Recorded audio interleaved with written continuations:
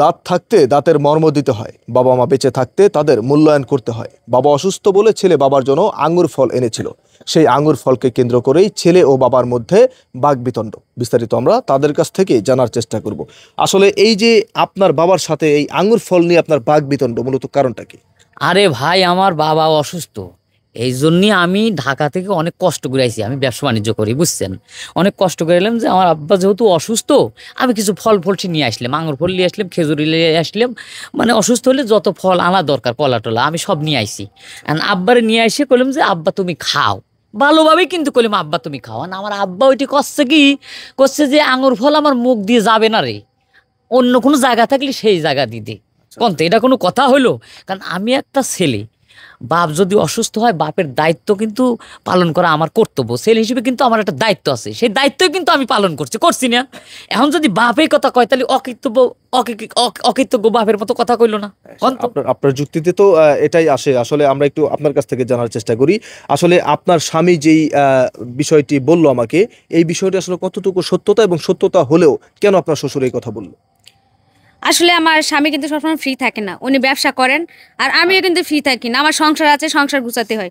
ওনাকে দেখার জন্য আমার জামাই অনেক কিছু আনছে, বাট উনার যে এই কথাটা বলছে, এটা শোনার পর আমার অনেক খারাপ লাগছিল। আমি এই জন্য এখানে আসতে চাই না। আমার একটা বাচ্চা রেখে আসছে বাসায়, মানে কেন যে তুমি জোরাজুরি করো এখানে আসতে, আমি বুঝি না, আমার ভাল লাগে না আর এগুলা। দর্শক, বিষয়টি বিস্তারিত জানার জন্য আমরা একটু তার বাবার সাথে কথা বলবো। আসলে এই যে আপনার ছেলের সাথে আঙুর ফলকে কেন্দ্র করে বাকবিতণ্ড, এটার কারণটা কি মূলত? বাবা, আমি মানছি আমি আমার পোলার একটা কথা কইছি, কিন্তু শখ করে কই নাই। তার কর পেছনে কারণ আছে। এই যে আমার অসুস্থ দেখতেছেন, আমি মেলা দিন ধরে অসুস্থ, আমি কিচ্ছুই খাবার পারি না, খালি একটু সুজি, আর যদি ওর মা নরম করে একটু জাইরান্দা দেয় ওইটা খাইতে পারি, তাছাড়া কোনো শক্ত খাবার খাইতে পারি না। আর মেলা দিন ধরে আমি অসুখ। আমার পোলা ঢাকায় চাকরি করে।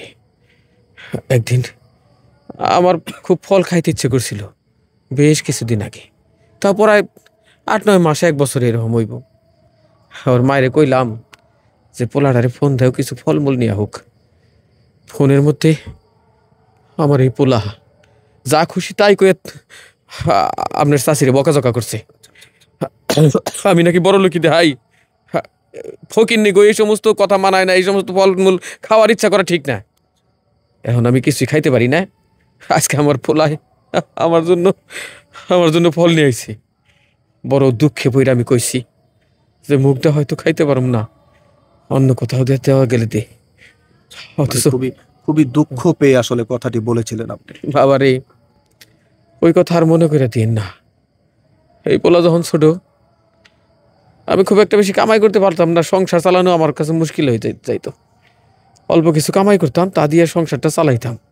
তারপরে ওই বাজারের টাকা থেকে ওর জন্য আমি একটু ফল, ও আপেল খুব পছন্দ করতো, ছোটবেলায় আমি একটু ফল কিনে আনতাম। আবার ওষুধের জন্য ওষুধের টাকা বাঁচাইয়াও ওর জন্য আমি ফল কিনছি।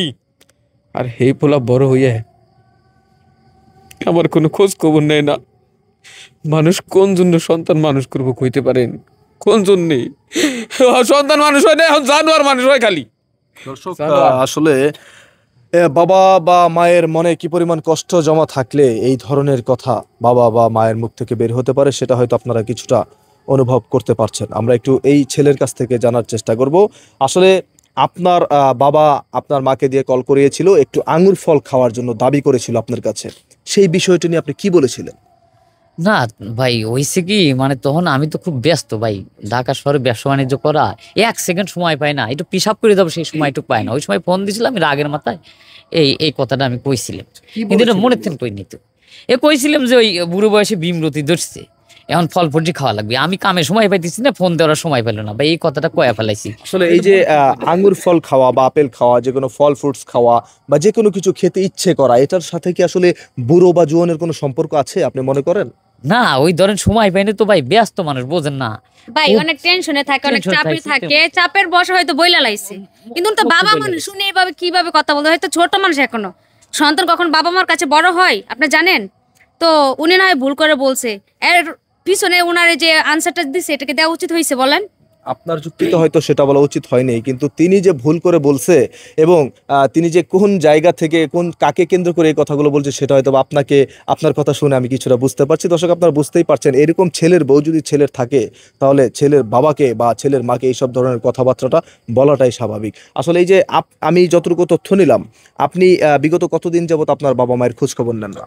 এই মনে করেন যে 2 বছরের মতো, কারণ ব্যবসা বাণিজ্যের অবস্থা খুব খারাপ ছিল তো সেই সময়, আসলে আমারই সংসার চালানো খুব কঠিন ছিল। আবার মনে করেন যে একটা ছাওয়াল হয়েছে, তার দুধ কিনা, ঘর ভাড়া দেওয়া, সব বিষয়ে একটু চাপের মধ্যে আসছিলাম, এই জন্য 2 বছর দেওয়ার মতো সময় পাইনি আর কি। আপনি যেমন আপনার সন্তানকে দুধ কিনে খাওয়ান, লালন পালন করেন, আপনাকেও আপনার বাবা সেম এইভাবেই একটা সময় কিন্তু লালন পালন করেছে। দর্শক, আপনারা হয়তো জানেন এই বিষয়গুলো, আমি না বললেও আপনারা জানেন, বললেও আপনারা জানেন, এটা আসলে নতুন করে বলার কিছু নেই। আমরা আমাদের সন্তানদের যেভাবে লালন পালন করি, আমাদেরও কিন্তু একটা সময় আমাদের বাবা মা ঠিক এভাবেই লালন পালন করেছিল। এখন এই যে আপনি আপনার বাবাকে যেই এখন আঙুর ফল খাওয়াতে চাচ্ছেন, এখন তিনি আঙুর ফল খেতে পারছে না, কারণ ওনার এখন খাওয়ার মতো রুচি নেই বা খাওয়ার মতো অবস্থা ওনার নেই।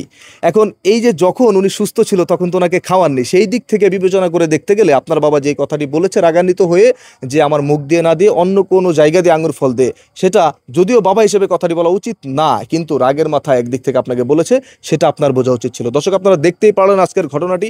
এই ভিডিওটা আমরা এই একটি কারণেই তৈরি করেছি, আমাদের সমাজে এই জিনিসটাই প্রচলিত হয়ে থাকে।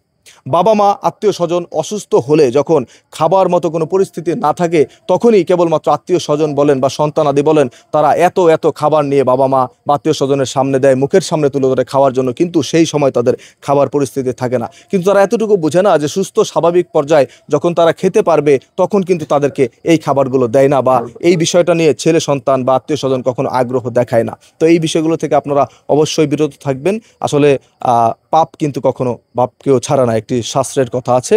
তো এই বলে আজকে আমি আমার ভিডিওটি শেষ করছি। বাট ভিডিওটা বানানোর একটা উদ্দেশ্য ছিল, এইরকম কুলাঙ্গা টাইপের ছেলে মেয়ে যারা আছেন, যদি আমি একটু ল্যাঙ্গুয়েজ খারাপ করে বলতেছি আপনাদের বোঝানোর স্বার্থে, এই বদ স্বভাবগুলো আপনারা অবশ্যই ত্যাগ করবেন।